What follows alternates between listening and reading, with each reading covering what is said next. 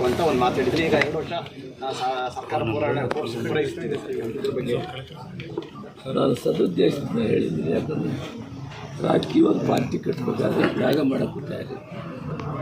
2 ವರ್ಷ ಆದಮೇಲೆ second line ಲೀಡ್ರಿಗೆ ಅವ್ರಿಗೊಂದು ಅವಕಾಶ, 3 ಸಾರಿ 4 ಸಾರಿ ಗೆದ್ದಿರೋದು ಹಾಗೆ ಅವ್ರಿಗೂ ಒಂದು ಅವಕಾಶ ಕೊಡೋಣ.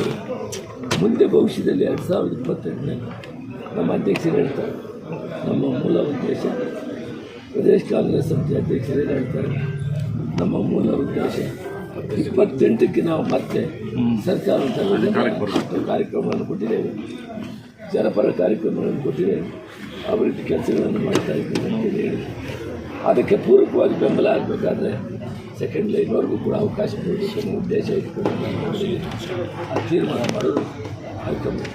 ಆಗುತ್ತೆ ಸರ್ ಆ ಥರ ಏನಾದರೂ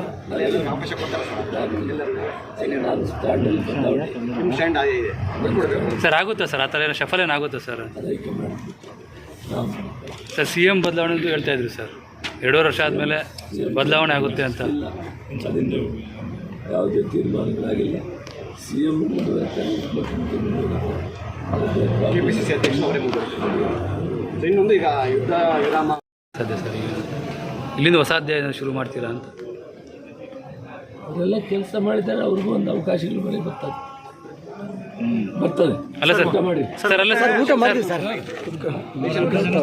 ಸರ್ ಈಗ ಕೋಮಲ್ದು ಮತ್ತೆ ಇದು ಬರುತ್ತೆ ಸರ್, ರೇಷನ್ ಕಾರ್ಡ್ ಬಿಡ್ತೀವಿ,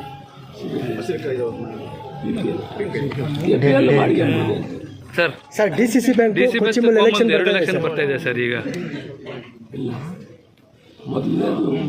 ಮೊದಲನೇ ತಿಂಗಳು ಕೊಡೋದು ಲೇಟ್ ಆಯಿತು, ಅದಕ್ಕೆ 2 ತಿಂಗಳು ಈಗ ಪ್ರತಿ ತಿಂಗಳು 10 kg ಕೊಡ್ತೀವಿ ರೆಗ್ಯುಲರ್ ಸರ್.